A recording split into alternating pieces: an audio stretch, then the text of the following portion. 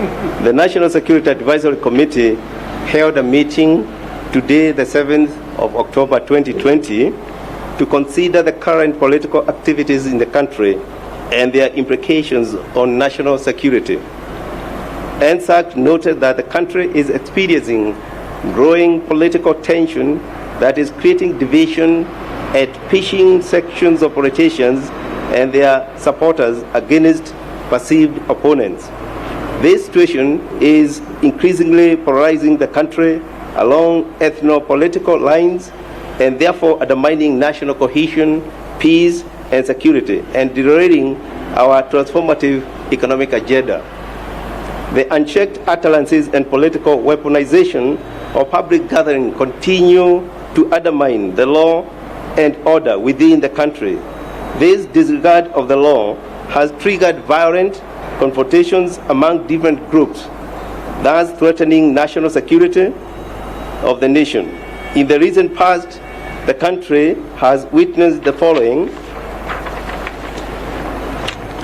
speeches and utterances that incite and cause hatred, resentment, and create tension within our social fabric.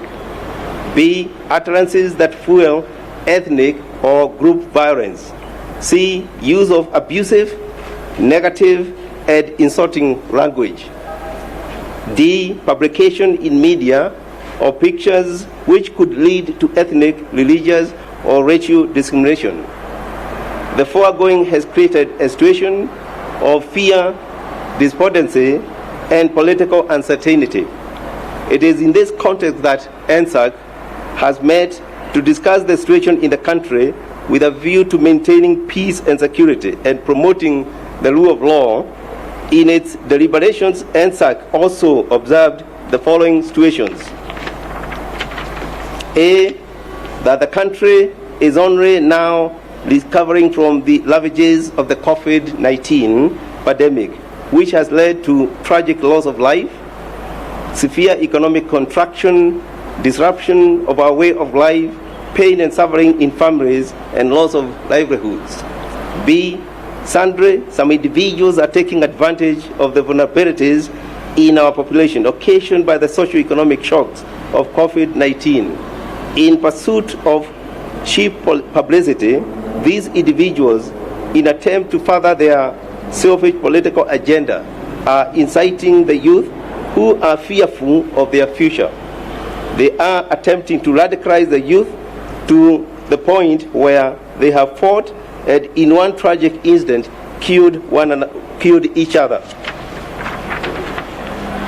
Being fully seized of the foregoing and conscious of the freedoms and liberties enshrined in our Constitution and other laws of the Republic of Kenya, now therefore NSAC at its sitting today resolved to remind Kenyans of the existing legal obligations and sanctions and issued the following directives. 1. That all public meetings and public proceedings shall be held in strict compliance with the Sections 5 of the Public Order Act, Cap 56, Laws of Kenya. The convener or any person intending to hold a public meeting or a public procession shall A. Notify the officer commanding station, that is OCS, of such intent at least 3 days, but not more than 14 days before the proposed date of the public meeting or procession. B. Be present throughout the meeting or procession and shall assist the police in the maintenance of peace and order at the meeting or procession. Obey all orders given to him or her by the OCS or any police officer of or above the rank of inspector. At all times, bind themselves to be peaceful and non-violent, and shall keep to the designated places of public meetings or public processions. 2. That any person who so elects to attend or participate in a public meeting or a procession shall, pursuant to the law and in particular Section 5 of the Public Order Act, A, exercise a high degree of civic duty and responsibility and not to be in possession of any weapon at all times. B, at all times bind themselves to the peaceful and non-violent, bid themselves to be peaceful and non-violent, and shall keep to the designated places of public meetings or public processions.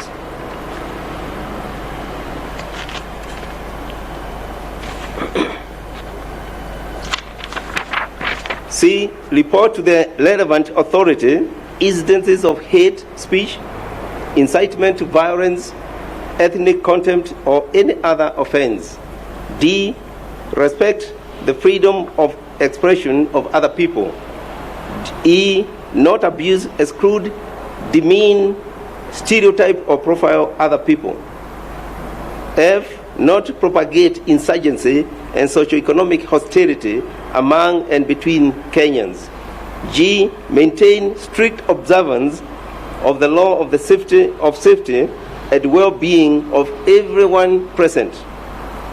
3, that all persons who elect to address any public meeting and procession shall be bound by the legal penalties and obligations set out in Section 13 and Section 62 of the National Cohesion and Integration Act, which provisions bar speeches, utterances, and messages that contain A, offensive, abusive, insulting, misleading, confusing, obscene, or profane language.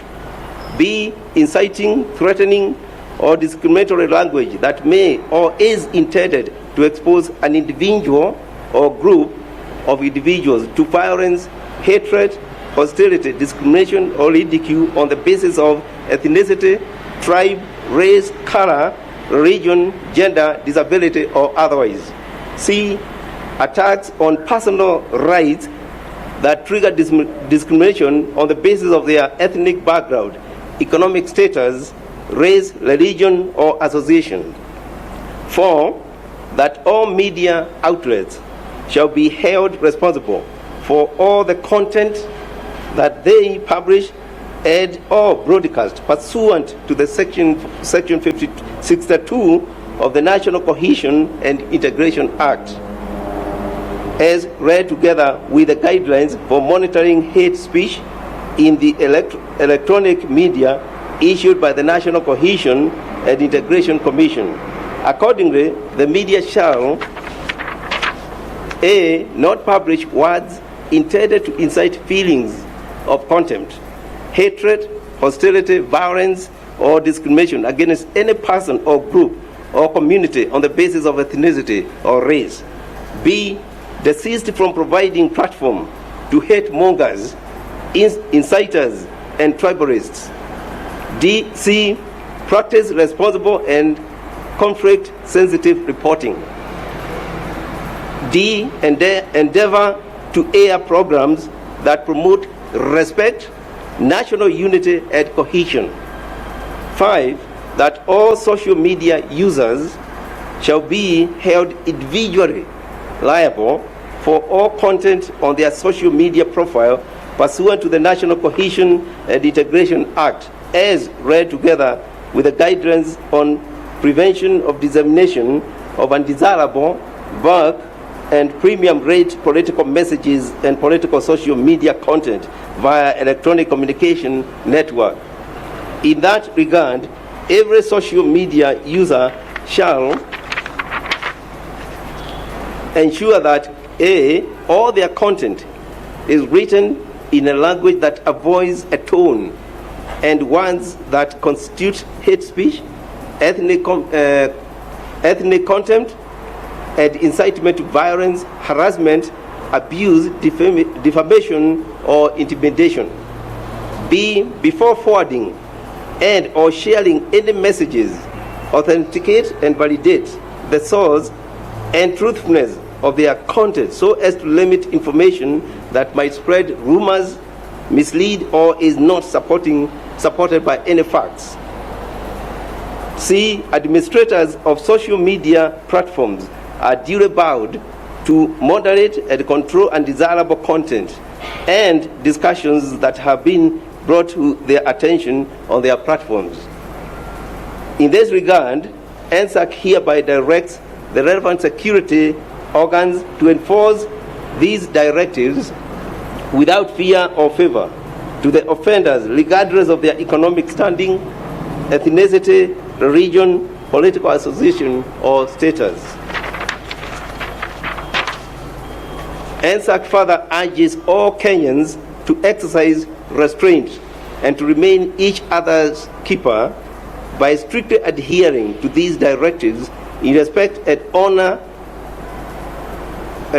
to our shared duty as one people in order to promote peaceful coexistence and security in our beloved country. Dated and issued at the office of the President, Harambee House, Nairobi, on this 7th day of October 2020. Thank you.